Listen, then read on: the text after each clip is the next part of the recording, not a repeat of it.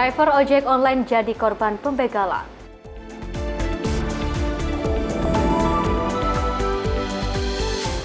Isu beras oplosan resahkan masyarakat.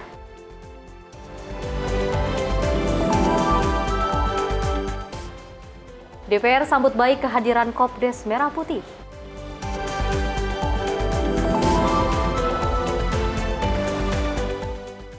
Program akselerasi dokter spesialis Indonesia.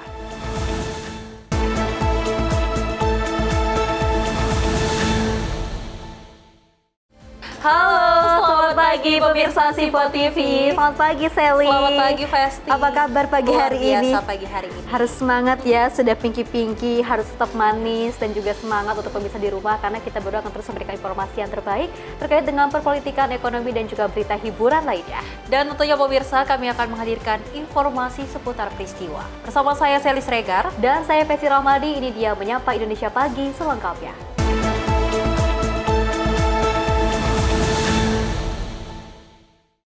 Terima kasih pemirsa, Anda masih menyaksikan Menyapa Indonesia Pagi. Informasi kita lanjutkan, di mana Menteri Agama Nasaruddin Umar menegaskan bahwa pendidikan berbasis pondok pesantren dan juga penerapan kurikulum cinta di madrasah adalah kunci dalam membentuk karakter anak yang utuh dan juga berkualitas. Menurut Menak, pondok pesantren saat ini menjadi tempat paling aman bagi anak-anak.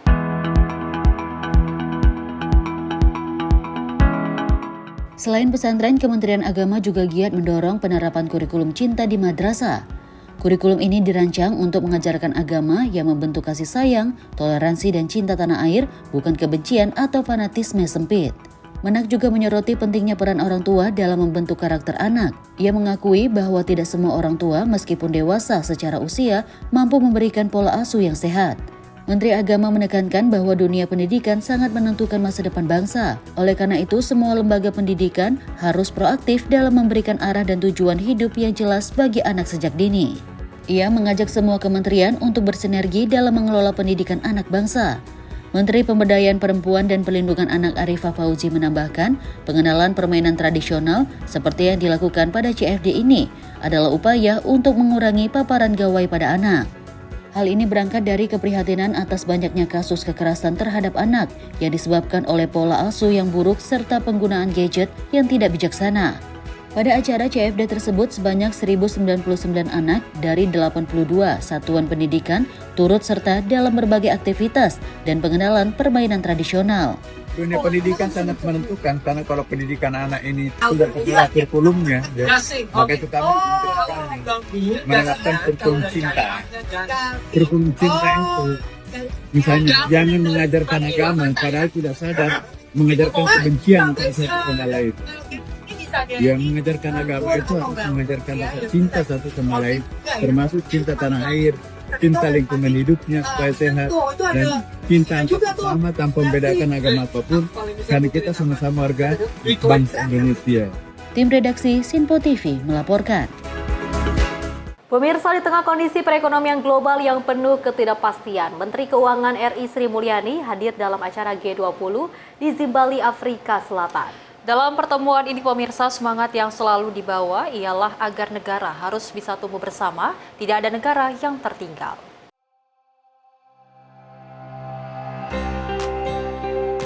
Menteri Keuangan Republik Indonesia Sri Mulyani Indrawati menghadirkan pertemuan Menteri Keuangan dan Gubernur Bank Sentral G20 ketiga di bawah presidensi Afrika Selatan. Pada pertemuan yang berlangsung pada 17 hingga 18 Juli 2025 ini, Menkyu dan Gubernur Bank Sentral membahas berbagai isu yang menjadi prioritas negara G20 dan perlu mendapatkan perhatian bersama untuk menghadapi tantangan global saat ini, seperti ekonomi global, arsitektur keuangan internasional, keuangan berkelanjutan, infrastruktur, sektor keuangan, pajak internasional, dan kesehatan global. Dalam pertemuan tersebut, Sri Mulyani menekankan bahwa perdagangan dan investasi seharusnya berfungsi sebagai instrumen untuk mencapai kemajuan bersama, yakni menciptakan nilai tambah yang dapat dirasakan oleh seluruh pihak yang terlibat. Ia juga menambahkan pertumbuhan yang tangguh dimulai dari dalam negeri, misalnya Indonesia, yang mengatasi ketidakseimbangan dengan menggunakan instrumen fiskal secara hati-hati dan terukur, bersifat countercyclical sebagai peredam guncangan dan mendorong reformasi struktural. Nelson Mandela taught us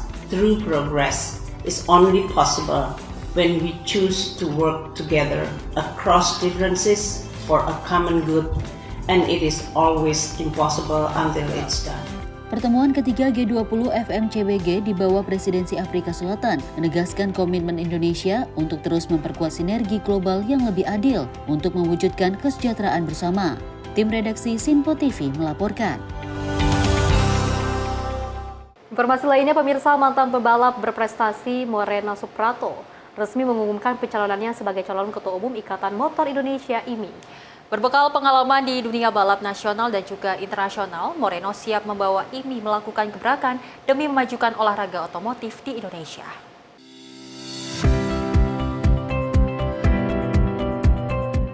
Dalam konferensi pers di Jakarta Senin siang, mantan pembalap yang juga anggota legislatif Moreno Suprapto mengumumkan kesiapannya maju dalam pencalonan Ketua Umum IMI pada Senin 21 Juli 2025. Moreno mengaku terpanggil untuk berkontribusi lebih agar IMI mampu membangun regulasi dan memajukan prestasi atlet-atlet otomotif tanah air. Menurutnya, kedekatan dengan komunitas otomotif dan Pemprov menjadi modal penting untuk membangun sinergi dengan pemerintah. Selain dukungan dari keluarga yang juga berasal dari dunia balap, Moreno mengaku telah mendapatkan banyak dukungan dari Pemprov IMI. Moreno rencananya akan mendaftarkan diri setelah Rakernas IMI pada akhir Juli mendatang. Melalui visi dan misinya, Moreno berjanji siap membawa otomotif Indonesia melaju lebih kencang di tingkat nasional maupun internasional. Sebagai orang yang tidak asing di dunia otomotif, Moreno Suprapto juga pernah aktif sebagai pembina IMI Provinsi DKI Jakarta saat masih berstatus pembalap profesional. Saya tergerak untuk maju di Caketum IMI ini, ingin kembali ke habitat saya yang selama ini saya tinggal setelah hampir 10 tahun. Ini di periode ketiga saya di DPR RI.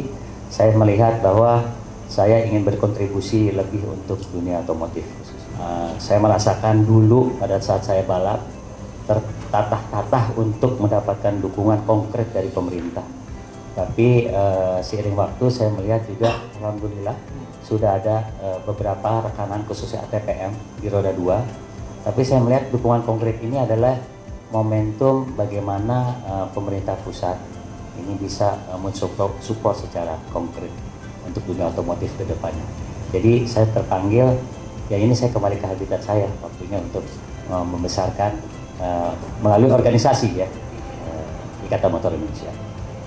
Saya menyatakan siap untuk maju di pemilihan Ketua Umum Ikatan Motor Indonesia 2025. Yang kita tunggu keputusan Rakernas nanti di Bali tanggal 28. Meski aktif sebagai politisi, Moreno menegaskan pencalonannya sebagai ketum IMI tidak dibawa atas nama partai politik. Ia berjanji siap membagi waktu dan menjaga konsistensi sebagai wakil rakyat dan pegiat olahraga otomotif. Dari Jakarta, Dio Malau, Sinpo TV melaporkan. Pemirsa, guna meningkatkan pelayanan kesehatan gizi dan kesejahteraan masyarakat di daerah Papua Pegunungan yang terisolasi Komando Gabungan Wilayah Pertahanan atau Kogab Wilhan 3 menggelar bakti sosial di Desa Batas Batu, Distrik Krepkuri, Kabupaten Duga. Dan kegiatan ini pemirsa dipimpin langsung oleh Panglima Kogab Wilhan 3, Letjen TNI Bambang Trisno Hadi, dan mendapat sambutan hangat dari ratusan warga yang telah lama menanti hadirnya pelayanan dasar dari negara.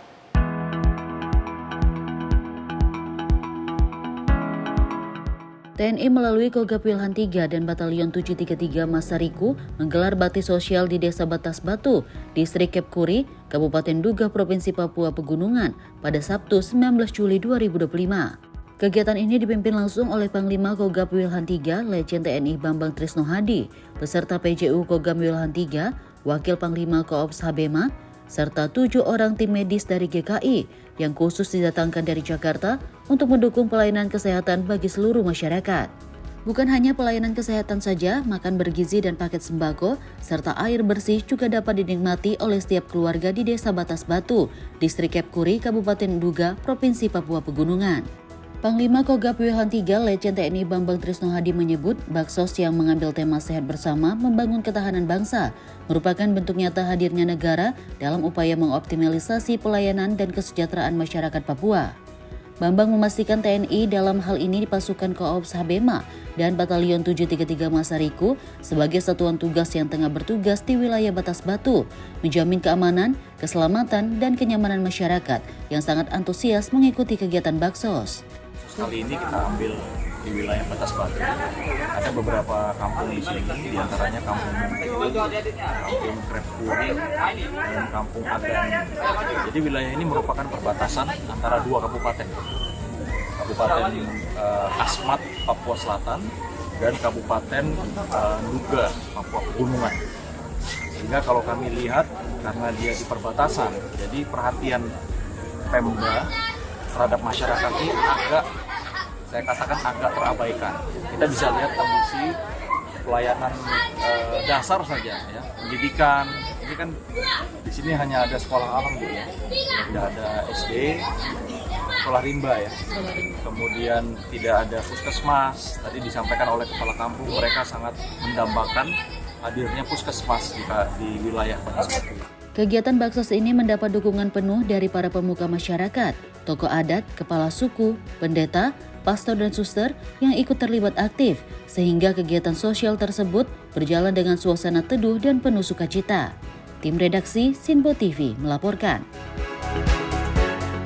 Informasi lainnya, pemirsa, 2 orang pria diduga anggota sebuah organisasi masyarakat di Kota Bekasi, Jawa Barat menodongkan senjata tajam kepada seorang pedagang nanas. Aksi itu terjadi setelah korban menolak memberikan dagangannya secara cuma-cuma. Insiden tersebut rekam kamera CCTV di sekitar lokasi.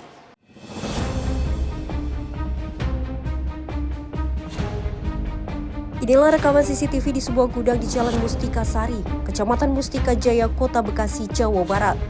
Terlihat 2 orang menggunakan sepeda motor mendatangi lapak seorang pedagang nanas di tepi jalan. Setelah berhenti, kedua pelaku yang disebut-sebut anggota Ormas meminta 1 bungkus nanas secara paksa. Saat korban menolak, keduanya marah dan salah satu pelaku kemudian menodongkan sebilah pedang ke arah pedagang. Aksi premanisme ini terjadi pada 17 Juli 2025. Beruntung tidak ada korban luka dalam insiden ini, namun korban mengaku trauma dan ketakutan. Bang, bisa diceritain Bang, ini kan kemarin sempat ada pengancaman dari pria ya diduga ormas, seperti apa Bang kronologisnya? Ya, dia kan 2 kali datang tuh Bang. Pertama datang minta nanas, terus saya keberatan ngasih 1 kantong nanas itu. Akhirnya cekcok biasalah gitu kan, adu mulut. Terus dia nggak terima mungkin ya, ngelarang-larang saya nurunin nanas juga di depan perumahan saya itu. Dan saya juga nggak terima, akhirnya kan cekcok lagi tuh, terus dia pergi terus datang lagi selang kurang lebih 20 menit, datang lagi bawa golok itu Bang. Pasca kejadian, korban telah melaporkan insiden ini ke Polsek Bantar Gebang dan Polres Metro Bekasi Kota. Pihak kepolisian saat ini tengah menyelidiki dan memburu para pelaku. Dari Bekasi, Muhammad Ridwan, kontributor Sinpo TV melaporkan. Dari Direktorat Reserse Kriminal Umum Polda Jabar kembali mengamankan 1 tersangka DPO kasus penjual bayi Lisi Luan alias Lili yang juga berperan sebagai agen di Indonesia. Pelaku diamankan petugas gabungan dari Polda Jabar dan juga Imigrasi Soekarno-Hatta. Lili yang sempat masuk dalam daftar pencarian orang atau DPO ditangkap di Bandara Internasional Soekarno-Hatta, Tangerang, Banten saat baru tiba dari Singapura.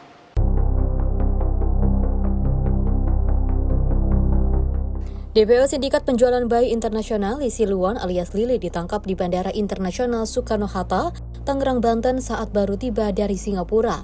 Diketahui sebelumnya, Lisi Luan alias Lili sempat masuk dalam daftar pencarian orang atau DPO beserta 2 tersangka lainnya yakni WT dan YY. Lisi Luan alias Lili adalah pelaku utama atau dalang dalam kasus penjualan 25 bayi ke Singapura. Sindikat ini sudah beroperasi sejak tahun 2023.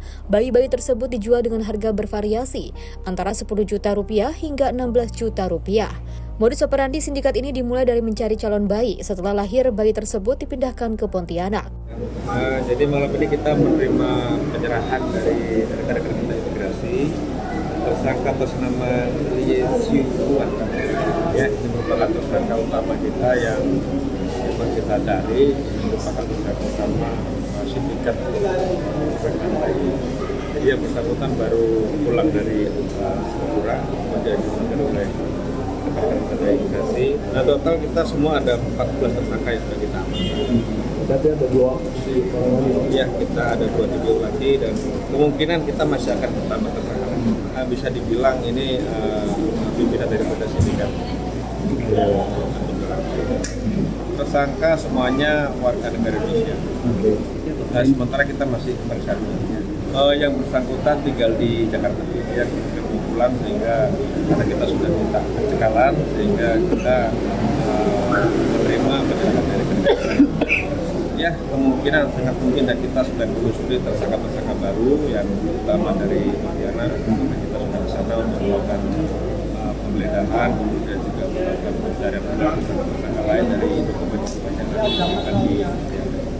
Dengan ditangkapnya Lee Si-luan alias Tiri, tersisa 2 DPO lainnya yang masih berkeliaran, yakni Yeye alias Yuyun sebagai perekrut bayi dan juga WT atau Wiwit sebagai perantara. Kini pihak kepolisian dari Polda Jabar terus berkoordinasi dengan Interpol terkait keberadaan 25 bayi yang juga sudah dijual dan berada di Singapura. Pihaknya juga akan menelusuri aliran dana dari sindikat penjualan puluhan bayi tersebut. Bahkan tidak menutup kemungkinan akan bertambahnya jumlah pelaku. Sebelumnya, bayi yang diperdagangkan ke negara Singapura oleh sindikat penjual bayi yang diungkap di Krimum Polda Jabar sebagian besar sudah resmi berpindah ke warganegaraan.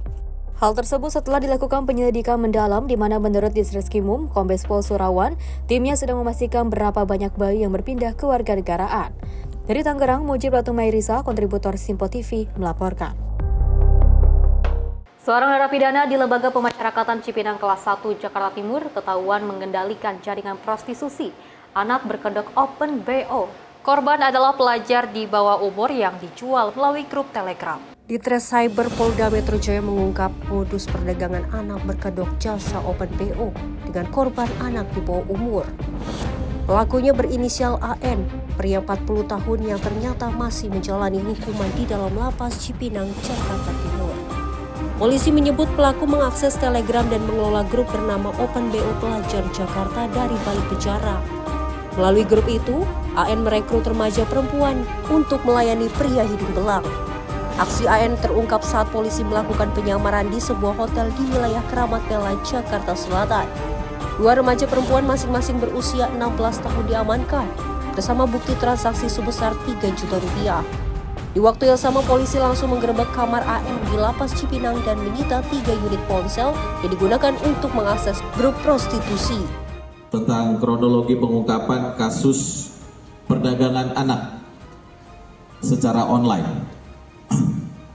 Terhadap kasus ini kami telah mengamankan, mengungkap 1 orang pelaku perdagangan anak atas nama inisial AN. Mohon maaf untuk tidak bisa kami hadirkan karena yang bersangkutan merupakan narapidana yang masih ada menjalani hukuman di Lapas Cipinang.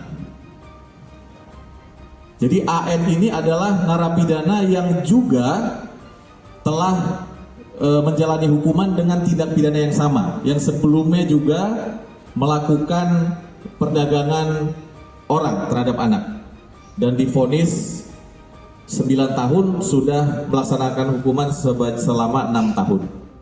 Tersangka AN dijerat 5 pasal berlapis, mulai dari Undang-Undang ITE, KUHP baru, hingga Undang-Undang Perlindungan Anak dan TPPO. Polisi mengingatkan masyarakat untuk waspada terhadap perdagangan anak di ruang digital. Dari Jakarta, Dio Malau, Simpo TV melaporkan.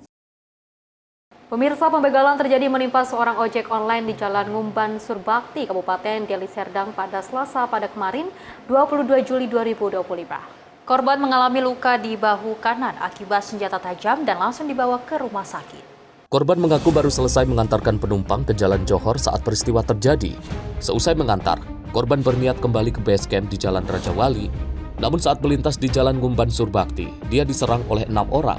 Pelaku yang berniat merampas sepeda motor hanya berhasil mengambil kunci motor karena korban melaju dalam kecepatan tinggi dan terjatuh ke parit. Korban langsung meminta pertolongan warga yang melintas hingga pelaku melarikan diri meninggalkan senjata tajam yang digunakan. Dari Jakarta, Natania, Simpo TV melaporkan. Kita memang harus tetap hati-hati dan juga waspada ya, Sari dan juga pemirsa. Apalagi kalau kita lihat ini kejahatan ataupun aksi-aksi kejahatan ini tidak hanya akan datang di tempat-tempat yang sepi, tapi juga di tempat keramaian pun ya, ternyata masih banyak sekali celah-celah orang-orang yang membuat kejahatan. Jadi kita juga harus waspada, tetap berdoa, apalagi kalau kita mau berpergian seperti itu ya, tetap harus tidak putus dengan yang namanya doa. Kalau kita lihat juga terima kasih sekali ya ketika kita melihat banyak sekali warga yang turut membantu. Terus juga akhirnya aksi tersebut berhasil digagalkan. Betul, memang kalau kita ketahui aksi tersebut terjadi di Medan, Sumatera Utara, di mana memang kota ini menjadi kota yang cukup rawan dengan aksi kejahatan. Kita berharap bahwasanya memang segala profesi ataupun terlebih dengan ojol yang memang kita tidak tahu pulangnya bisa larut malam, yang memang ternyata membahayakan bagi keselamatan mereka. Namun kita berharap tidak hanya dari ojol, pemerintah pun harus lebih mewaspadai, ataupun dari polisi juga melakukan patroli agar tidak ada lagi begal di daerah Medan, Sumatera Utara. Betul, apalagi tadi kan juga sempat saya singgung, Medan ini salah satu daerah yang memang sangat rawan sekali terkait dengan kejahatan, kecelakaan. Maka dari itu mudah-mudahan ada pengawasan yang lebih dari pemerintah dan terkait juga dari TNI Polri, mungkin juga untuk terus berpatroli dan juga memberikan pengamanan yang jauh lebih baik lagi. Dan pemirsa, informasi lainnya akan terus kami hadirkan usai jeda berikut ini.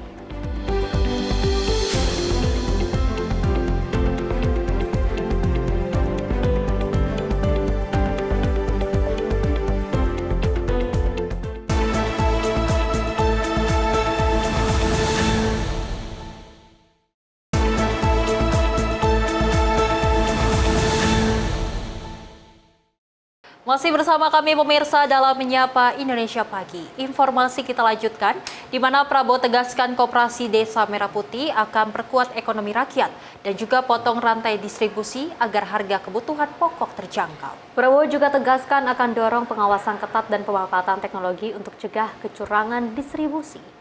Kita tegakkan kepentingan bangsa dan rakyat di atas segala kepentingan lain.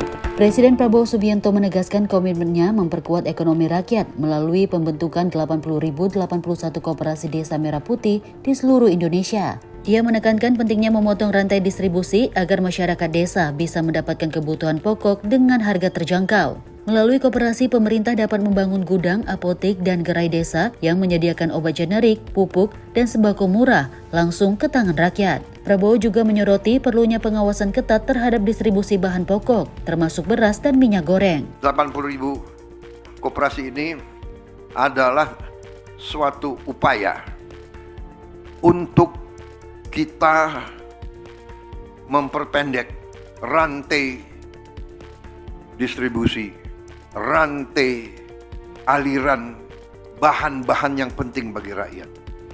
Obat-obat yang penting bagi rakyat, rakyat kecil, rakyat yang ekonominya masih lemah, mereka harus punya akses kepada obat-obat penting dalam harga terjangkau.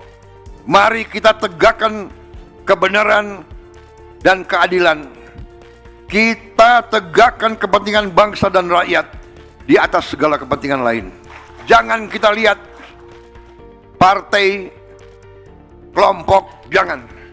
Hanya di dada kita hanya merah putih. Dalam sambutannya, Prabowo menyebut pemerintah kini didukung teknologi kecerdasan buatan dan laboratorium mutu untuk melacak praktik curang dan permainan harga. Prabowo mengajak seluruh elemen bangsa bersatu mendukung keadilan sosial di atas kepentingan golongan atau partai. Tim redaksi Sinpo TV melaporkan. Sementara itu, Presiden Prabowo Subianto juga menyebut luncurkan Koperasi Desa Merah Putih untuk perkuat ekonomi petani dan hentikan tengkulak serta rentaian.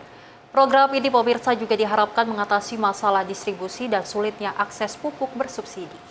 Kita harus berpikir besar dan kita harus berani ambil tindakan yang besar. Presiden Prabowo Subianto menegaskan peluncuran 80.081 koperasi desa merah putih bertujuan memperkuat kemandirian ekonomi rakyat, sekaligus memutus rantai tengkulak dan rentenir yang merugikan petani. Pernyataan ini disampaikan saat peresmian program di Desa Bentangan, Klaten, Jawa Tengah, 21 Juli 2025. Dalam sambutannya, Prabowo menyampaikan mengamati masalah petani sejak lama, termasuk kesulitan distribusi akibat kurangnya truk dan fasilitas penyimpanan pasca panen. Selain itu, birokrasi yang rumit membuat pupuk bersubsidi sulit sampai ke tangan petani, memperparah kondisi mereka. Petani juga sering dirugikan oleh tengkulak yang menekan harga hasil panen, sementara kebutuhan rumah tangga mendesak mereka meminjam ke rentenir dengan bunga tinggi. Dengan Koperasi Desa Merah Putih, Prabowo berharap masalah klasik ini dapat diatasi secara efektif. Karena saya dari sejak tahun 2004 saya menjadi Ketua Umum Himpunan Kerukunan Tani Indonesia, HKTI. Berjuang bersama KTNA. Saya pun pembina KTNA. Masalahnya adalah klasik. Sering kita mendengar laporan, Pak, saya di desa saya barusan panen mangga yang terbaik di Indonesia. Tapi 4-5 hari tidak ada truk, tidak ada yang bisa ngangkut. Akhirnya mangga yang terbaik busuk. Kita hadapi macam-macam kendala, macam-macam permainan. Pupuk yang disubsidi oleh rakyat, yang disubsidi oleh negara APBN langka, tidak sampai ke petani. Peraturannya ada 145 peraturan. Ada belasan tanda tangan yang diperlukan untuk dari pabrik ke petani. Tiap panen yang berhasil, harga untuk petani jatuh dari dulu. Kenapa? Karena para petani kita, mereka uangnya sangat sedikit. Nunggu panen, anaknya harus sekolah. Nunggu panen, ada keluarganya yang sakit. Nunggu panen, dia harus keluarkan biaya ini, biaya itu. Dia pinjam uang. Dia pinjam uang susah. Di desa nggak ada yang minjemin uang, kecuali rentenir yang bayarnya adalah per hari bunganya. Karena tahu para petani susah uang, jauh sebelum panen dia sudah beli dengan harga yang sudah jatuh. Ini turun-temurun, menurut saya tidak puluhan tahun, ratusan tahun. Ini harus kita potong. Dan kita potong harus dengan langkah yang besar. Bangsa kita besar. Kita harus berpikir besar, dan kita harus berani ambil tindakan yang besar. Tim redaksi Simpo TV melaporkan. Presiden Prabowo Subianto memperkenalkan istilah serakahnomics untuk menyindir praktik ekonomi elit yang merugikan negara dan juga rakyat. Kepala negara menegaskan komitmen melawan korupsi dan juga ketidakadilan yang terus berulang meski sudah diperingatkan. Presiden Prabowo memperkenalkan istilah baru, yakni serakah economics, untuk menyindir praktik ekonomi segelintir pihak yang sudah kelewat batas dan tak jera. Istilah ini disampaikan dalam pidatonya pada penutupan Kongres Partai Solidaritas Indonesia 2025 sebagai kritik tajam terhadap elit yang terus menggerogoti kekayaan negara. Prabowo menegaskan komitmennya untuk menegakkan konstitusi dan melawan praktik korupsi serta ketidakadilan yang terus berulang. Ia menyatakan kekecewaannya terhadap pihak-pihak yang tetap mengulangi kesalahan meski sudah diperingatkan berkali-kali. Menurut Prabowo, serakahnomics mewakili fenomena baru dalam ekonomi politik Indonesia, yaitu praktik ekonomi yang tidak masuk akal, tidak adil, dan tidak etis. Saudara-saudara, pada tanggal 20 Oktober 2024, saya dan Mas Gibran disumpah di depan rakyat Indonesia. Kami disumpah untuk memegang teguh Undang-Undang Dasar dan menjalankan segala perundang-undangan yang berlaku. Karena itu, insya Allah, saya hanya minta kekuatan dari Yang Maha Kuasa. Berilah saya kekuatan untuk saya berani menegakkan Undang-Undang Dasar Negara Republik Indonesia.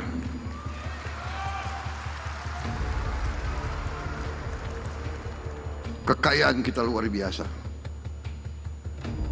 tapi maling-maling pun luar biasa. Akalnya luar biasa, nggak jera-jera.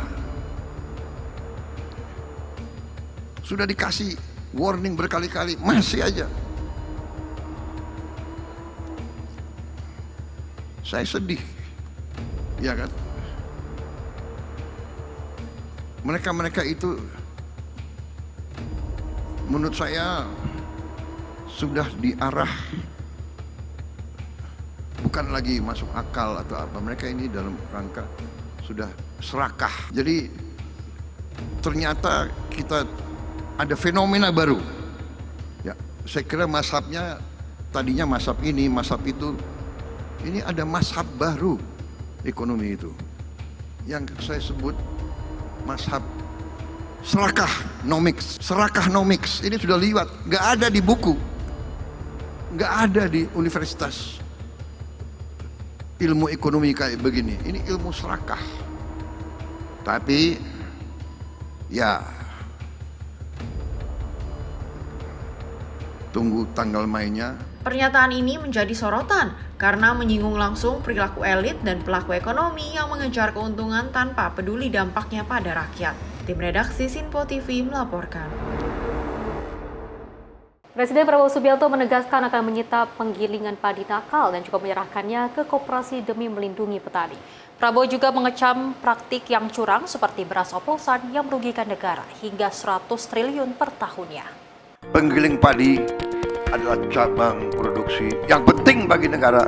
Dalam peresmian Koperasi Desa dan Kelurahan Merah Putih di Klaten, Presiden Prabowo Subianto menegaskan akan menindak tegas pelaku usaha penggilingan padi yang merugikan petani dan rakyat. Ia menyatakan tak segan mengambil alih usaha nakal dan menyerahkannya ke Koperasi Desa sesuai amanat pasal 33 UUD 1945 tentang penguasaan cabang produksi penting oleh negara demi kesejahteraan rakyat. Prabowo mengungkapkan bahwa beberapa pengusaha penggilingan padi bisa meraup keuntungan hingga 2 triliun rupiah per bulan. Pemerintah pun mulai melakukan penertiban agar harga gabah tetap stabil di tingkat petani. Namun ia menyoroti munculnya masalah baru, yaitu beras premium yang ternyata hasil oplosan, yang menurutnya merupakan tindak pidana. Penggiling padi adalah cabang produksi yang penting bagi negara dan yang menguasai hajat hidup orang banyak. Kalau penggiling padi tidak mau tertib, tidak mau patuh kepada kepentingan negara, ya, saya gunakan sumber hukum ini. Saya katakan saya akan sita penggiling-penggilingan padi itu. Saya akan sita dan akan saya serahkan kepada koperasi untuk dijalankan.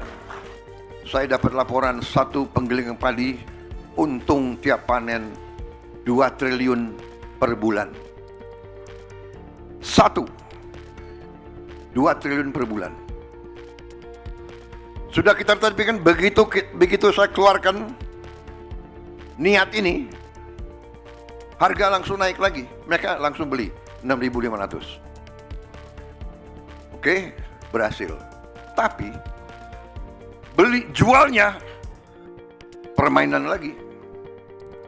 Beras biasa dibungkus, dikasih stempel beras premium, dijual Rp5.000 di atas harga eceran tertinggi. Saudara-saudara, ini kan penipuan. Ini adalah pidana. Saya minta Jaksa Agung sama Kapolri usut dan tindak. Ini pidana. Dan saya dapat laporan kerugian yang dialami oleh ekonomi Indonesia, kerugian oleh bangsa Indonesia, kerugian oleh rakyat Indonesia adalah 100 triliun tiap tahun. Menteri Keuangan, kita setengah mati cari uang. Setengah mati. Pajak inilah, biaya cukai inilah dan sebagainya. Ini 100 triliun kita rugi tiap tahun. Dinikmati oleh hanya 4-5 kelompok usaha. Ia menyerahkan kasus tersebut kepada Kejaksaan Agung dan Polri untuk diusut tuntas. Prabowo menilai kecurangan para pengusaha ini telah menyebabkan kerugian negara hingga 100 triliun rupiah setiap tahun. Ia menegaskan bahwa praktik seperti ini adalah bentuk pengkhianatan terhadap rakyat dan negara tidak boleh tinggal diam. Saya anggap ini adalah pengkhianatan kepada bangsa dan rakyat. Ini adalah upaya untuk membuat Indonesia terus lemah, terus miskin. Saya tidak terima.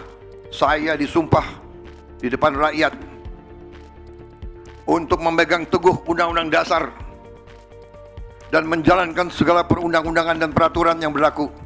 Tim redaksi Sinpo TV melaporkan. Dari Wakil Ketua DPR RI Bidang Koordinator Kesejahteraan Rakyat, Cucun Ahmad Samsurijal merespon baik peluncuran Koperasi Desa Kelurahan Merah Putih yang dilaksanakan perdana di Klaten, Jawa Tengah. Dan Cucun berharap Koperasi Desa Merah Putih dapat menjadi penopang pertumbuhan ekonomi di setiap daerah. Ya, semoga Koperasi Merah Putih di launching ini membawa dampak bagus, manfaat untuk perkembangan pertumbuhan ekonomi di Indonesia. Presiden Prabowo Subianto resmi meluncurkan sekitar 80.000 koperasi desa atau kelurahan merah putih secara serentak di Klaten, Jawa Tengah. Wakil Ketua DPR RI Cucun Ahmad Samsurijal mengatakan, koperasi desa merah putih menjadi harapan besar bagi seluruh pihak agar betul-betul bermanfaat, terutama dalam membangun Indonesia melalui desa-desa. Ia pun berharap peluncuran Kopdes Merah Putih ini dapat memberikan dampak positif untuk pertumbuhan ekonomi di Indonesia. Ya, kita berharap Koperasi Merah Putih ini bisa menumbuh kembangkan ekonomi di bawah yang sebetulnya kan growth nasional itu ditopang pengungkitnya adalah dari pertumbuhan ekonomi di daerah-daerah. Kalau emang mau membangun Indonesia dari desa, membangun Indonesia dari pinggiran, ya desanya harus dikasih empowering, daerahnya harus dikasih empowering. Ya, seperti Koperasi Merah Putih ini harapan besar kita bisa betul-betul bermanfaat berbagai hal, off-taker daripada hasil bumi, kemudian kebutuhan-kebutuhan pokok yang ada di masyarakat, tapi tidak sesimpel itu, nanti akan berhadapan dengan yang existing. Ya, kalau kita mau ngambil hasil bumi kita, apakah yang selama ini mengambil mereka juga akan mati perusahaannya? Nah, ini kan harus duduk bareng ya dengan yang sudah berjalan seperti sekarang. Ya, semoga Koperasi Merah Putih di launching ini membawa dampak bagus, manfaat untuk perkembangan pertumbuhan ekonomi di Indonesia. Dari Jakarta, Sri Dewi Andayani, Ahmad Amin, Sinpo TV melaporkan. Pemirsa, Presiden Prabowo Subianto mengatakan konsep koperasi adalah alat untuk orang-orang yang lemah. Menurutnya pemirsa, orang-orang yang kuat secara ekonomi tidak akan mau menjadi anggota koperasi dan justru mendirikan perusahaan PT atau holding. Presiden Prabowo Subianto menghadiri peluncuran kelembagaan 8.000 koperasi desa, Kelurahan Merah Putih di Desa Bentangan, Kecamatan Wonosari, Kabupaten Klaten, Provinsi Jawa Tengah pada Senin pagi. Dalam sambutannya, Presiden Prabowo menjelaskan konsep dari koperasi. Prabowo menganalogikan koperasi seperti batang lidi. Satu lidi tidak akan kuat, tetapi ratusan lidi bisa menjadi kuat. Gabungan orang yang lemah ini kemudian bersatu menjadi kekuatan, dan itu sama seperti konsep koperasi. Presiden mengatakan konsep koperasi tidak disukai oleh pemodal besar karena dianggap sebagai saingan. Menurutnya hal itu sama dengan negara-negara tertentu yang tidak suka melihat negara baru yang akan bangkit. Dirinya menjelaskan koperasi merupakan sarana untuk kaum lemah dalam memerdekakan diri secara ekonomi. Mereka yang kuat, lanjut dia, membuat perseroan terbatas hingga limit liability. Hari ini adalah memang hari yang bersejarah. Kita mulai suatu usaha besar. Jadi kita sudah mengerti bahwa konsep koperasi adalah konsep orang yang lemah. Konsep koperasi adalah konsep untuk mereka yang lemah. Yang kuat tidak mau berurusan dengan koperasi. Yang kuat tidak mau menjadi anggota koperasi pun tidak mau. Kalau sudah kuat, sudah kaya, sudah punya akses kemana-mana, dia bikin itu PT. Ya, dia bikin holding, dia bikin incorporated, dia bikin limited liability company, dia bikin corporation dan bla bla bla. Koperasi adalah alatnya orang lemah, alatnya bangsa yang lemah. Tapi konsepnya sederhana, sama dengan konsep lidi. Satu lidi lemah, tidak kuat, tidak ada artinya satu lidi.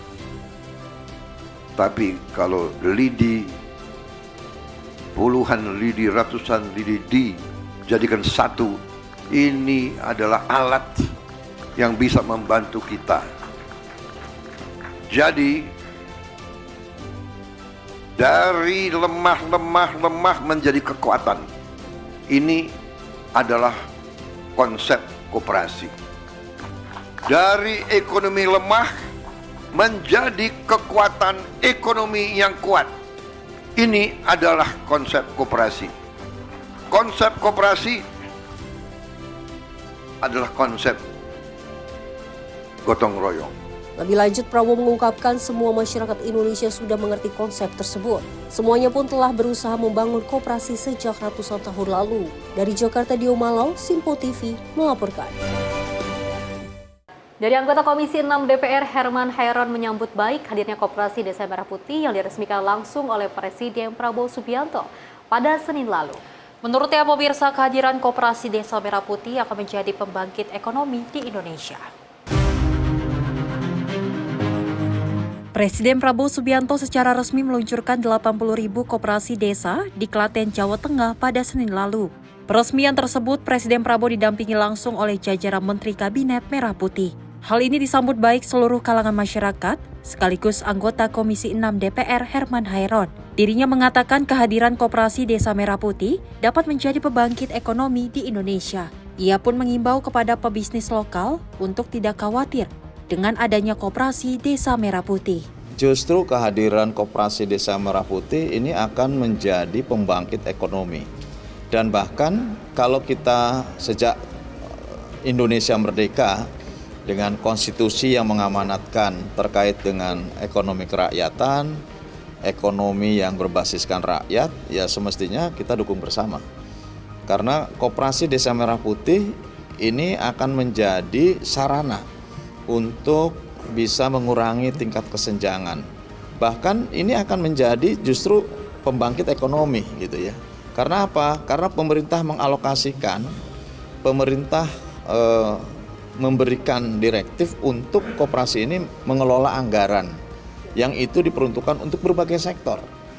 Di situ ada misalkan penugasan-penugasan pemerintah yang sekarang dalam bentuk subsidi untuk penyaluran pupuk, penyaluran benih, penyaluran gas melon 3 kilo, kemudian untuk urusan pangan, memutus mata rantai yang panjang terhadap berbagai komoditas lokal. Ini tentu sesuatu hal yang positif dan pada akhirnya akan terbentuk ekosistem. Saya katakan kehadiran Koperasi Desa Merah Putih ini jangan menjadi ketakutan, justru ini harus disambut secara kolaboratif menjadi prospek usaha masa depan. Bisa dijadikan kerjasama.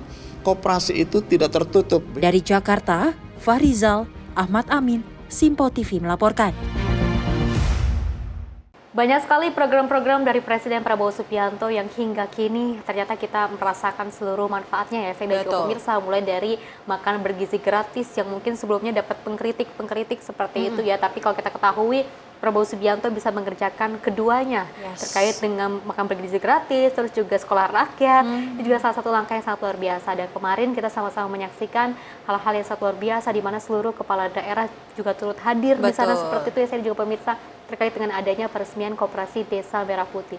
Dan lagi-lagi juga kemarin juga sempat melihat bahwa Presiden Prabowo Subianto sempat menyinggung kepada Bupati Bogor, terus juga Gubernur Jawa Barat agar segera diselesaikan terkait dengan anggaran dari Koperasi Desa Merah Putih.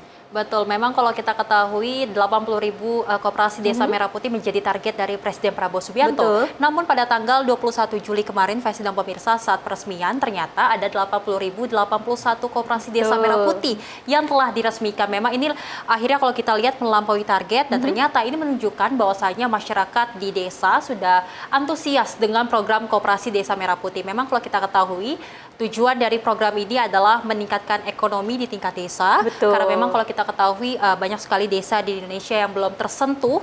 Akhirnya Prabowo hadir dalam pemerintahan 5 tahun ke depan untuk menghadirkan bagaimana nantinya masyarakat desa ini tidak bingung untuk mencari ekonomi mereka. Karena memang Koperasi Desa Merah Putih dihadirkan untuk membantu mereka dalam segi ekonomi. Betul, selain dari ekonomi juga lapangan pekerjaan ya, dan ini juga sangat nyambung sekali dari ekonomi agar nanti masyarakat yang berada di desa ini bisa mendapatkan peluang kerja yang sangat luar biasa. Dan kita beralih ke informasi lainnya, pemirsa. Kementerian Pertahanan Republik Indonesia memastikan komitmen untuk terus memperkuat kerjasama militer dengan Singapura.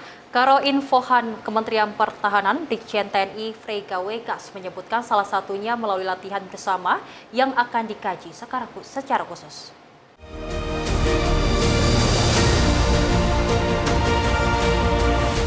Kunjungan kehormatan Chief of Defense for Singapore Armed Forces, Vice Admiral Aaron Beng, ke Kementerian Pertahanan Indonesia membawa sejumlah agenda strategis di bidang pertahanan. Hal ini disampaikan Karo Infohan Kementerian Pertahanan, Brigjen TNI Frega Wegas di kantor Kementerian Pertahanan Selasa siang. Frega mengungkapkan salah satunya adalah rencana penguatan latihan bersama antar kedua negara yang melibatkan ketiga matra darat, laut, dan udara. Lebih lanjut, Brigjen TNI Frega Wenas juga menyebutkan latihan pasukan khusus menjadi salah satu opsi kerjasama yang sedang dikaji sebagai pengembangan dari latihan yang selama ini sudah berjalan antara Angkatan Darat Indonesia dan Singapura. Tadi dibahas memang salah satunya adalah latihan bersama, baik Angkatan Darat maupun Angkatan Udara, dan juga tentunya untuk bisa melaksanakannya akan ada perencanaan lanjutan, termasuk juga dengan working group. Nanti setelah kegiatan ini akan dijajaki dengan working group yang memang secara teknis membahas. Karena memang pada tatarannya kalau kita bicara di level Kementerian Pertahanan ini adalah kebijakan, nanti tentunya bentuk konkretnya akan ditindaklanjuti oleh TNI dan Angkatan atau Matra. Ya memang tadi secara umum ya disampaikan bahwa dari Angkatan Darat, kemudian Angkatan Laut dan Angkatan Udara, bisa jadi karena memang kan kita tahu bahwa Angkatan Darat selama ini juga sudah melakukan beberapa latihan, kemungkinan pasukan khusus akan menjadi salah satu opsi yang dijajaki. Dari Jakarta, Jihan Nabila, Rona Bayu, Sinpo TV melaporkan.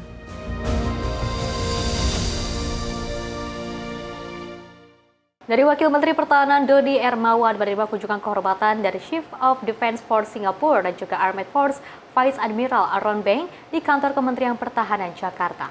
Kunjungan ini menjadi bagian dari diplomasi pertahanan dan juga memperkuat kerjasama strategis antara Indonesia dan Singapura di bidang militer.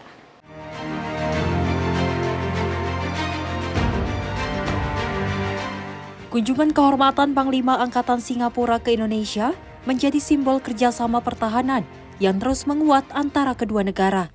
Vice Admiral Aaron Beng disambut oleh Wakil Menteri Pertahanan Doni Hermawan di halaman utama Kemhan sebelum mengadakan pertemuan resmi dengan Menteri Pertahanan Safri Samsudin. Dalam pertemuan tersebut, kedua pihak membahas sejumlah agenda strategis, termasuk memperluas kerjasama militer di tingkat Angkatan Darat, Laut, dan Udara. Tak hanya itu, Karo Infohan Kementerian Pertahanan Brigjen TNI Frega Wenas menyampaikan bahwa kerjasama militer antara Indonesia dan Singapura selama ini telah berjalan baik dan diperkuat melalui latihan bersama, pertukaran personil, serta pertemuan strategis tingkat tinggi. Kedatangan Panglima Angkatan Bersenjata Singapura, Vice Admiral Aaron Beng, yang tadi pada saat penyambutan diterima oleh Wakil Menteri Pertahanan, kemudian pada saat di dalam tadi langsung diterima oleh Bapak Menteri Pertahanan Safri Samsudin. Tentunya kedatangan pada siang ini merupakan bentuk dari diplomasi pertahanan dan juga kerjasama dan kemitraan yang sudah dijalin, yang memang dibina dengan baik oleh Presiden Prabowo sampai dengan Menteri Pertahanan Safri Samsudin. Sebelumnya juga Panglima Angkatan Bersenjata Singapura ini juga sudah bertemu dengan Panglima TNI, dan tadi di dalam sempat dibahas beberapa potensi kerjasama yang hingga saat ini baik dalam bentuk bilateral sudah berjalan antara TNI dengan Singapore Armed Forces, di mana juga meliputi matra Angkatan Darat, Laut, dan Udara. Beberapa kegiatan tadi dibahas juga untuk potensi kerjasama yang lebih konkret antara Angkatan Darat dengan Angkatan Darat Singapura, Laut dan juga dengan Singapura, demikian juga dengan Angkatan Udara. Dari Jakarta, Jihan Nabila, Rona Bayu, Sinpo TV melaporkan.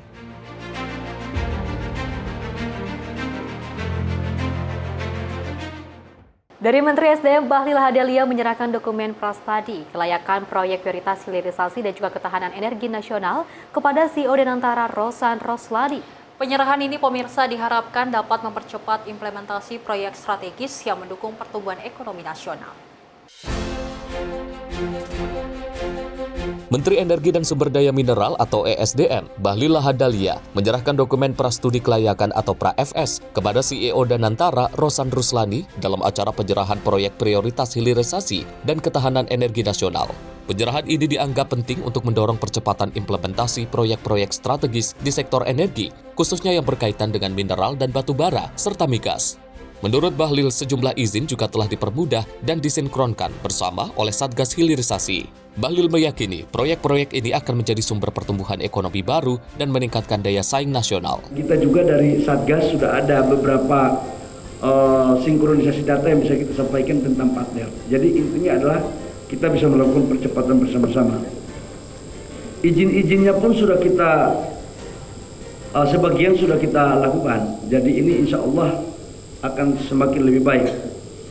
Nah, Bapak Ibu semua, kalau ini mampu kita implementasikan, maka ini adalah salah satu sumber pertumbuhan ekonomi nasional. Ini adalah salah satu sumber pendapatan dan pemerataan pertumbuhan ekonomi nasional. Dan ini akan meningkatkan competitiveness kita. Jadi harapan saya dengan penyerahan Pra-FS ini tidak lama lagi dan bisa kita melakukan proses-proses tindakan. Nah, memang yang paling besar, Pak Rosan, ini yang paling banyak ini adalah di sektor mineral batubara. Ini paling banyak. Mineral batubara dan oil and gas. Dari Jakarta, Jihan Nabila, Rona Bayu, Simpo TV melaporkan.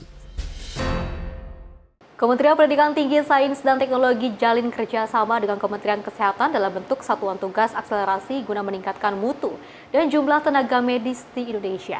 Program ini diharapkan dapat menjadi solusi sekaligus menjawab tantangan kebutuhan dokter spesialis dan juga subspesialis di Indonesia.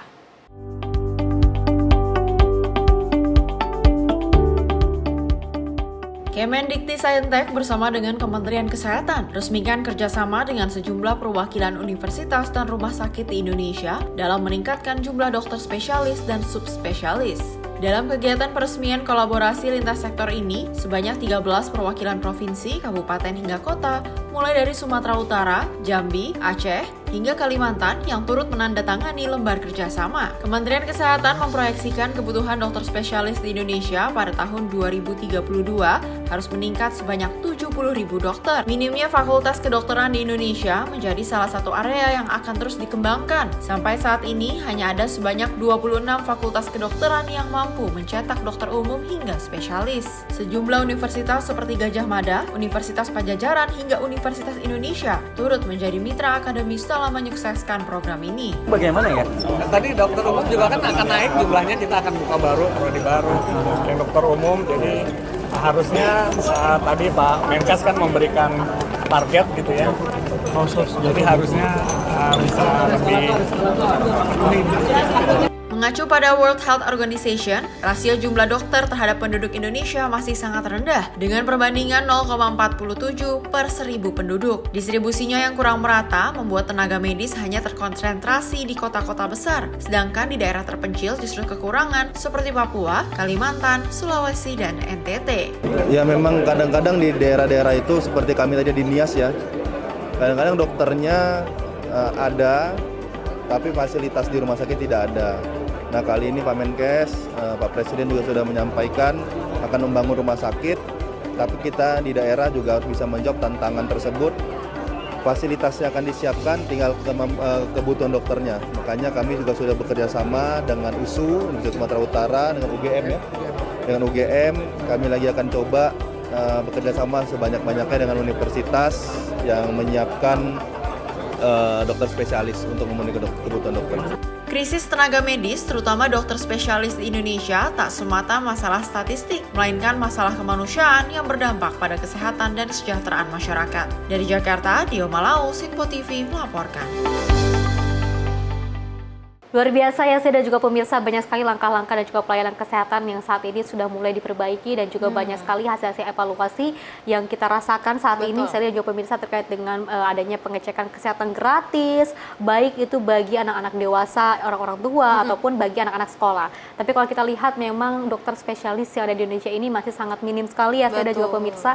Alhamdulillah dari pemerintah, terus juga ada kerjasama dari Kemendikti-Saintek, terus juga dari Menteri Kesehatan yang bersama-sama untuk melakukan kerjasama untuk membangun salah satu pelatihan terkait dengan pendidikannya dan juga terkait dengan adanya tambahan dari dokter spesialis. Mudah-mudahan nantinya masyarakat Indonesia tidak harus ataupun tidak perlu lari ke luar negeri ya untuk melakukan ataupun mencari dokter spesialis yang jauh lebih baik. Tapi ternyata di Indonesia masih banyak sekali dokter spesialis yang juga nantinya akan dihadirkan untuk masyarakat Indonesia. Betul, memang nantinya kerjasama antara dua kementerian ini memang akan menghadirkan nantinya universitas yang memang ada jurusan dokter spesialis. Karena memang kalau kita ketahui ternyata jurusan dari dokter spesialis ini masih sedikit di Universitas Indonesia dan nantinya akan ditambahkan agar jumlah dokter spesialis yang ada di Indonesia akan bertambah di tahun-tahun berikutnya. Karena memang banyak sekali masyarakat yang mengeluhkan ternyata masih kurang dokter spesialis yang ada di Indonesia. Ini aksi nyata, aksi yang luar biasa karena memang ternyata pemerintah akhirnya melek bagaimana kesehatan ini nomor satu di Indonesia. Betul, harus selain ekonomi ternyata kesehatan juga tetap nomor satu ya, semuanya tetap nomor satu. Dan pemirsa, informasi lainnya akan terus kami hadirkan usai jeda berikut ini.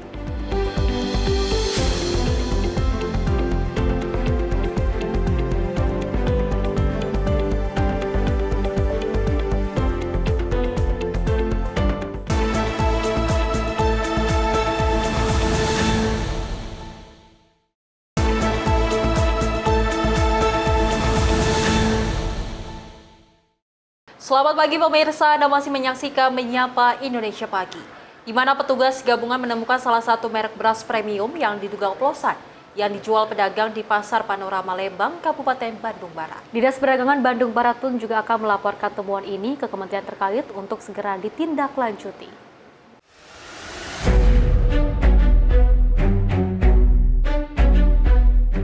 Petugas gabungan dari Dinas Perdagangan dan Satreskrim Polres Cimahi melakukan sidak ke pasar tradisional Panorama Lembang. Sidak ini dilakukan pasca adanya temuan beras oplosan dari Kementerian Pertanian. Satu persatu toko pedagang yang menjual beras dilakukan pemeriksaan. Alhasil, petugas menemukan salah satu merek beras premium yang diduga oplosan. Atas temuan ini, Dinas Perdagangan akan melaporkannya ke kementerian terkait untuk ditindaklanjuti. Informasi dari Kementerian Pertanian ada yang diduga beras oplosan, beras premium, dan itu nama-nama produsen dengan mereknya ada. Nanti saya kasih. Jadi sekarang saya mengecek ke lapangan, ada nggak sih ya si merek dengan produsen yang nanti saya kasih jual. Ada ditemukan satu merek Sofia. Berapa toko? Ya? Ada di berapa? Dari 4 toko yang saya sampel, 1 toko. Apa? Untuk ditindak atau enggak juga kan saya juga nggak punya kewenangan. Tentunya juga nanti pusat yang akan menginformasikan. Kan gitu. Saya sekarang turun ke lapangan dengan Bulog, dengan DKPP hanya men-tracking, mengecek ada nggak sih merek atau produsen yang nanti datanya saya kasihkan. Sebelumnya, Menteri Pertanian Andi Amran Sulaiman mengungkapkan temuan 212 merek beras premium yang diduga adanya pengoplosan dan pelanggaran standar mutu. Dari Bandung, Jawa Barat, kontributor Simpo TV melaporkan. Merebaknya isu beras oplosan yang meresahkan masyarakat membuat Satgas Pangan Polda Bali bersama Dinas Pertanian Balai POM dan juga Bulog melakukan inspeksi langsung ke sejumlah titik distribusi pangan di Provinsi Bali. Pengecekan dilakukan secara menyeluruh, mulai dari tempat penggilingan padi hingga pasar tradisional. Berdasarkan hasil inspeksi pemirsa di Bali, untuk sementara belum ditemukan indikasi adanya beras oplosan.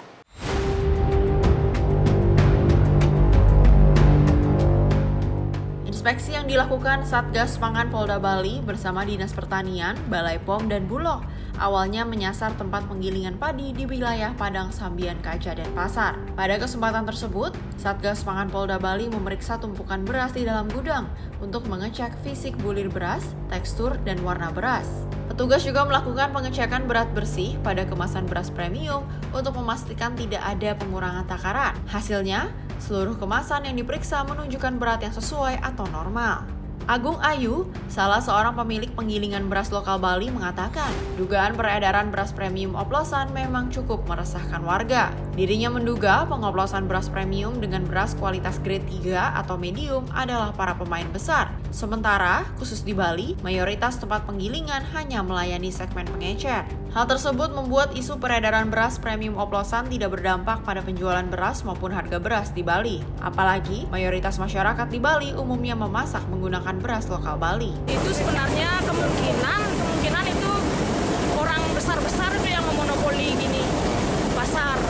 Kalau saya di sini soalnya kelasnya menengah, jadinya pangsa pasarnya itu kan berbeda. Dia kan bisa aja apa itu dari mungkin apa itu gininya oknumnya mungkin kan impor dikelola diapain gitu kan, mungkin ya kurang tahu saya juga.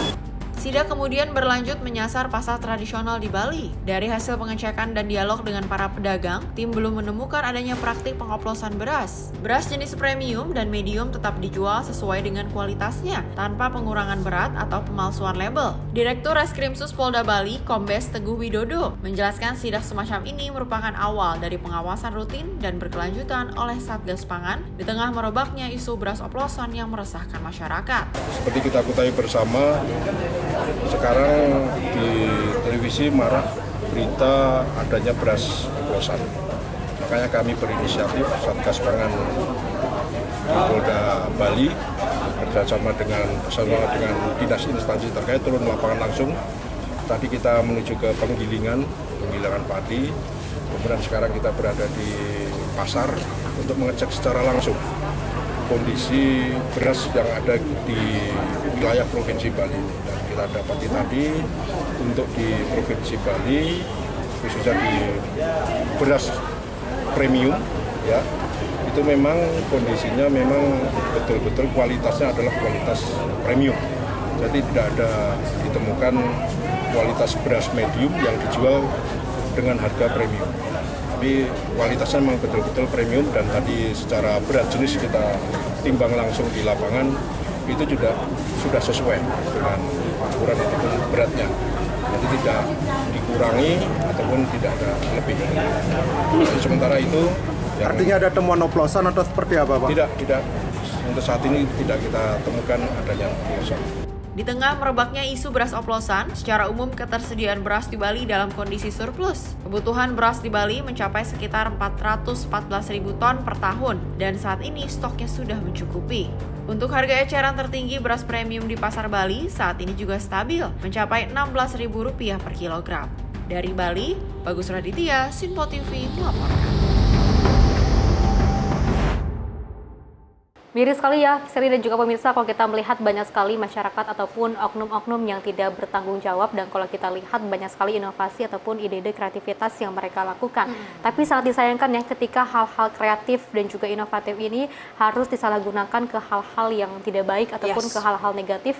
Alangkah lebih baiknya kalau kita memiliki inovasi ataupun pemikiran yang kreatif, ini digunakan untuk membuat hal-hal yang positif ataupun hal-hal yang bisa menguntungkan untuk kita semua. Kalau kita lihat, dan tidak hanya sebelumnya ada gas LPG yang juga dioplos seperti itu ya, tapi juga ini ada beras juga nih, sayangkan sekali, di mana beras premium harus digabungkan dengan beras yang mungkin dengan kualitas yang rendah, tapi dengan mungkin kita tidak menghina dari segi kualitas berasnya ya, tapi dari segi harganya yang harus menyesuaikan dengan harga beras yang premium. Ini juga sangat disayangkan sekali dan juga merugikan masyarakat sekitar. Betul, memang dari Kementerian Pertanian dan juga Komisi 4 DPR telah menindak tegas bagaimana perusahaan ataupun oknum yang telah mengoplos beras tersebut, karena memang ternyata banyak laporan dari para pedagang yang memang mereka merasa resah karena memang ternyata pembeli juga ikut tidak mau beli dagangan beras tersebut karena memang mereka takut apakah beras tersebut dioplos atau tidak. Kita berharap kita berharap adanya pemerintah untuk menindak tegas agar masyarakat tidak merasa dirugikan,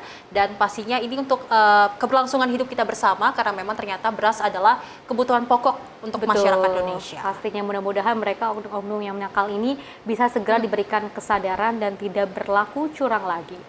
Dan pemirsa, kita beralih ke informasi lainnya. Jet F-7 milik Angkatan Udara Bangladesh jatuh di area kampus Milton School and College Dhaka pada Senin siang 21 Juli 2025. Sebanyak 20 orang tewas termasuk sang pilot, dan juga lebih dari 170 orang lainnya mengalami luka dan cedera serius termasuk luka bakar.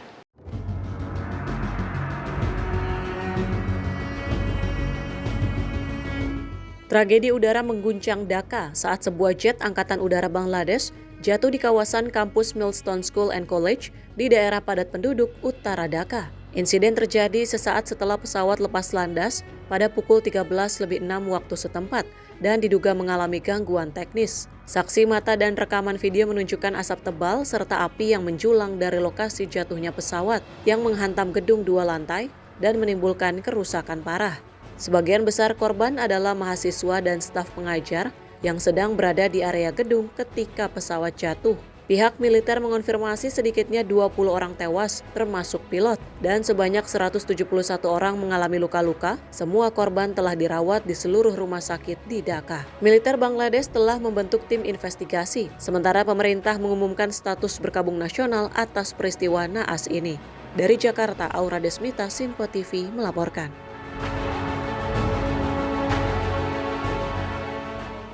Informasi lainnya, pemirsa, 4 orang pendaki di Gunung Sibayak, Kabupaten Karo mengalami hipotermia saat hendak menuju puncak di tengah cuaca yang sedang ekstrim. Satu pendaki wanita terpaksa dievakuasi menggunakan tandu setelah tidak sadarkan diri akibat terpapar angin kencang di jalur pendakian.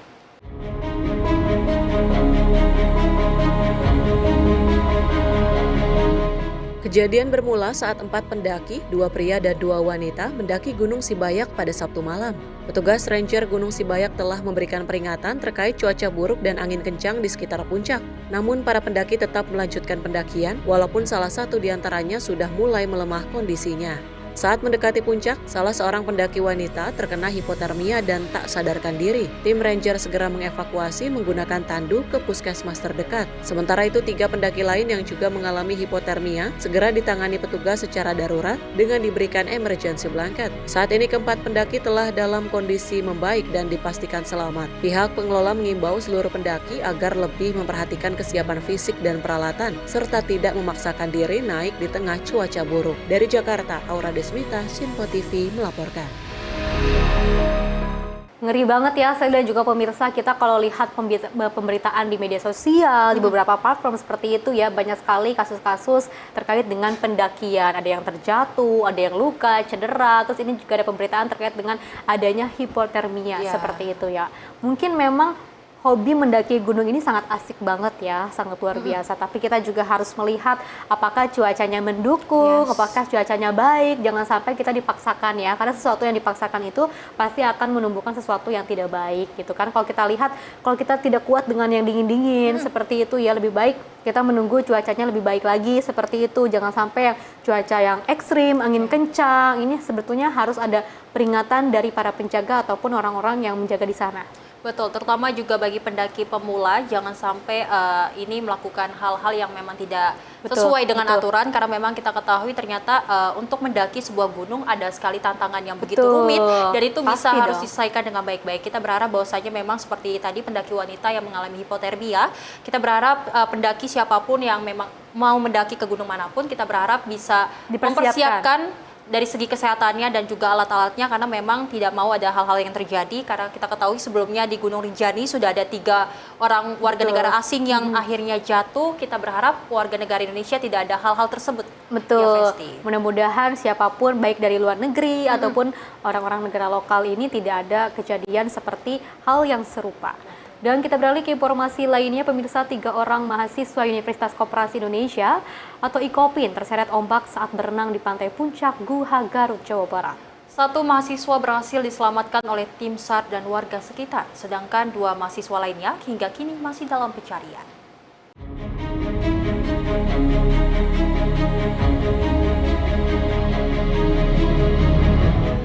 Peristiwa terjadi saat 3 mahasiswa IKOPIN turun dari bukit lalu berenang di zona terlarang yang sudah ditandai benda merah dan rambu larangan, namun peringatan tersebut diabaikan. Ombak besar langsung menggulung ketiganya ke tengah laut, sementara upaya penyelamatan salah satu korban berlangsung heroik.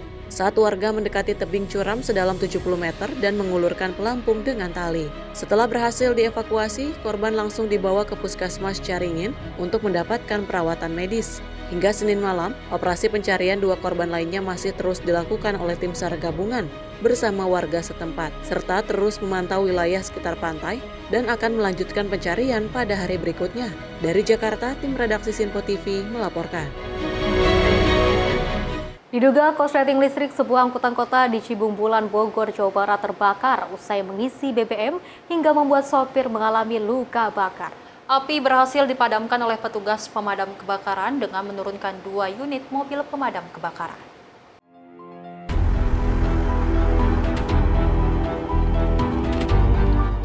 Dari video amatir milik warga, sebuah angkutan kota atau angkot terbakar hebat seusai isi bahan bakar di stasiun pengisian bahan bakar atau SPBU Galuga, Desa Cemplang, Kecamatan Cibung Bulang, Kabupaten Bogor, Jawa Barat pada Senin malam.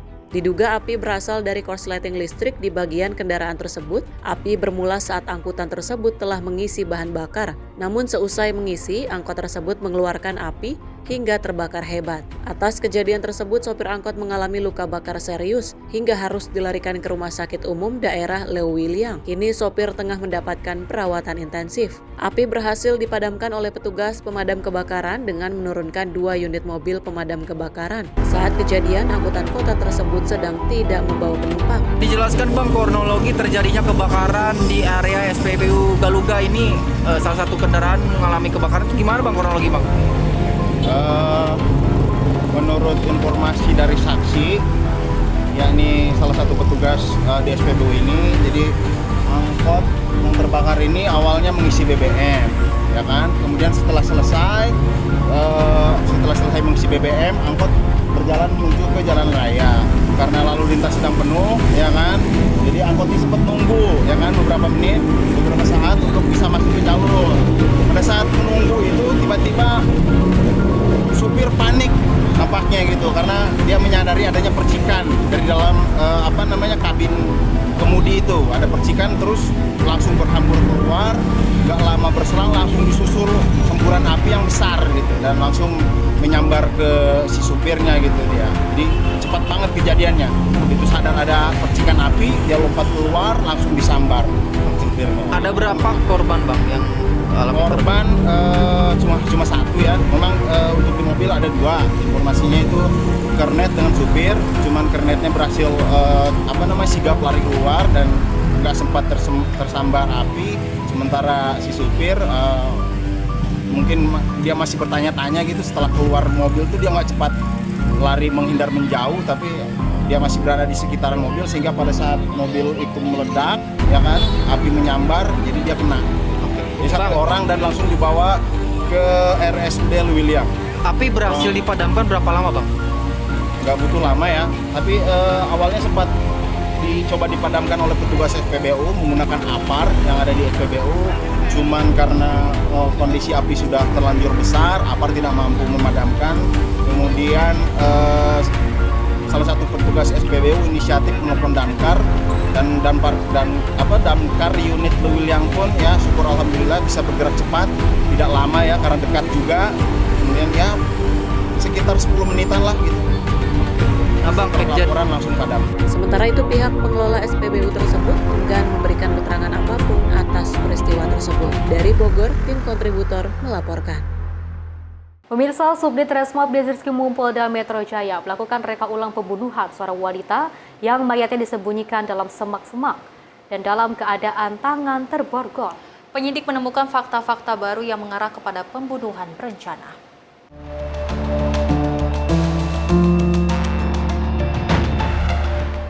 Rangkaian penyelidikan kasus pembunuhan wanita yang ditemukan tak bernyawa dengan kondisi mayat sudah membusuk di lahan kosong Desa Cibogo, Kecamatan Cisau, Kabupaten Tangerang, terus dilakukan secara maraton oleh Subdit Resmob Ditreskrimum Polda Metro Jaya.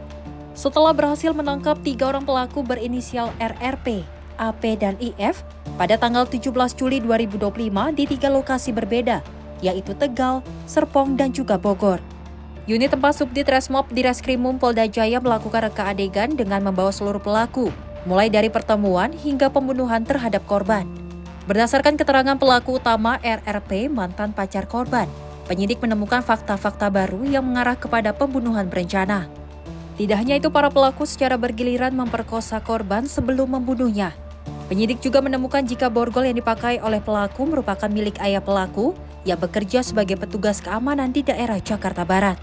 Pada hari ini tanggal 22 Juli 2025, kami dari Subdit Resmob Ditreskrimum Polda Metro Jaya baru saja melaksanakan rekonstruksi atau reka ulang kasus pembunuhan berencana dan atau kasus pembunuhan yang didahului atau disertai suatu tindak pidana yang diatur dalam pasal 340 KUHP dan atau 339 KUHP dengan korban inisial APS dan 3 orang tersangka, di mana 1 orang tersangka masih di bawah umur atau anak berhadapan hukum. Untuk diketahui, orang tua dari tersangka R merupakan security di salah satu kantor di Jakarta Barat. Jadi tanpa diketahui oleh ayah tersangka R mengambil borgol tersebut yang digunakan untuk melakukan tindak kejahatan. Untuk pemeriksaan sementara sedang kita dalami untuk hasil pemeriksaan bahwa 3 orang tersangka itu melakukan kejahatan dengan keadaan sadar. Sebelumnya, penemuan jasad wanita pada lahan kosong pada 17 Juli lalu menghebohkan warga desa Cibogo, Kecamatan Cisauk, Kabupaten Tangerang. Jasad berjenis kelamin perempuan yang belakangan diketahui bernama Amelia Putri Sari Devi, 22 tahun, ditemukan tertutup semak-semak dengan luka tusukan pada sejumlah anggota tubuh dan tangan terborgol. Mujeb Latumairisa, Simpo TV melaporkan.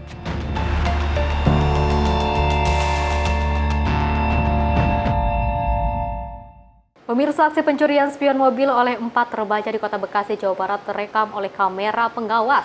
Tak tanggung-tanggung pemirsa, para pelaku menggasak 2 spion sekaligus saat mobil terparkir di depan rumah korban.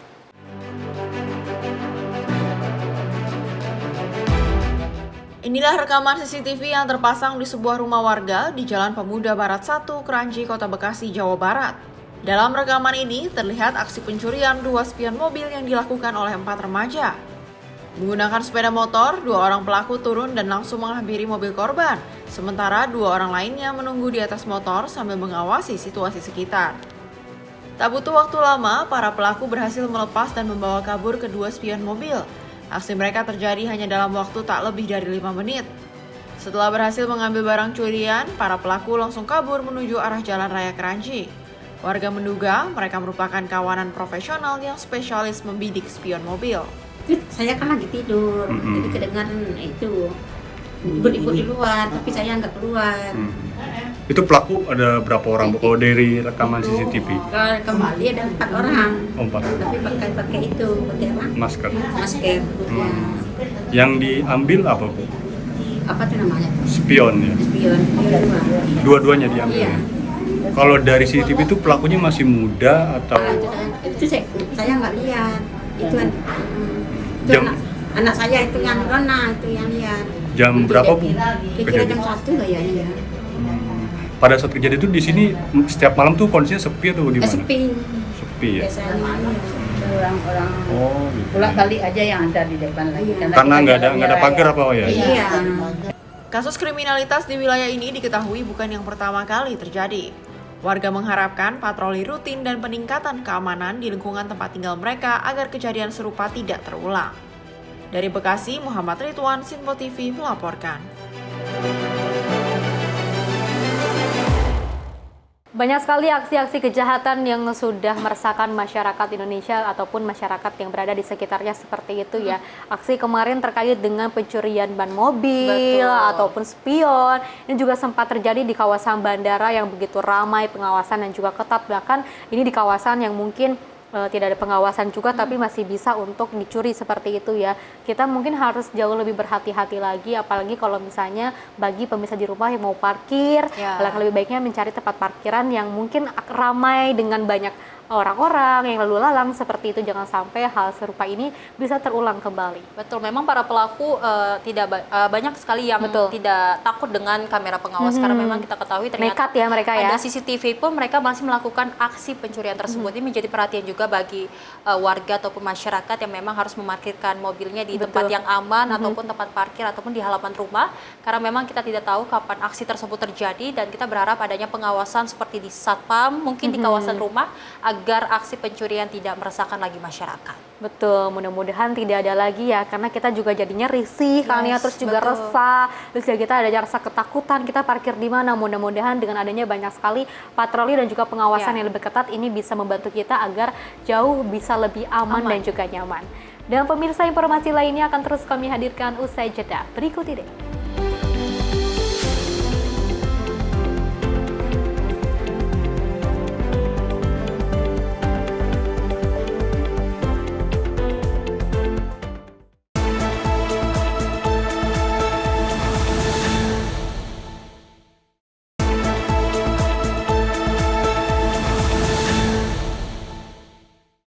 Terima kasih pemirsa, Anda masih menyaksikan Menyapa Indonesia Pagi. Informasi kita lanjutkan terkait peristiwa di mana kebakaran melanda kapal motor Barcelona 5 yang berlayar dari Talaut menuju Manado, Sulawesi Utara pada Minggu 20 Juli 2025.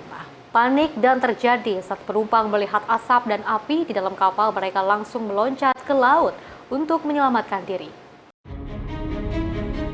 Insiden tersebut terjadi di perairan Talise dan menyebabkan puluhan penumpang kapal meloncat ke laut untuk menyelamatkan diri. Api dikabarkan tiba-tiba muncul dan menyebabkan asap tebal di dalam kapal. Para penumpang langsung bereaksi dengan meloncat ke laut tanpa menunggu arahan. Sekitar 1 jam penumpang bertahan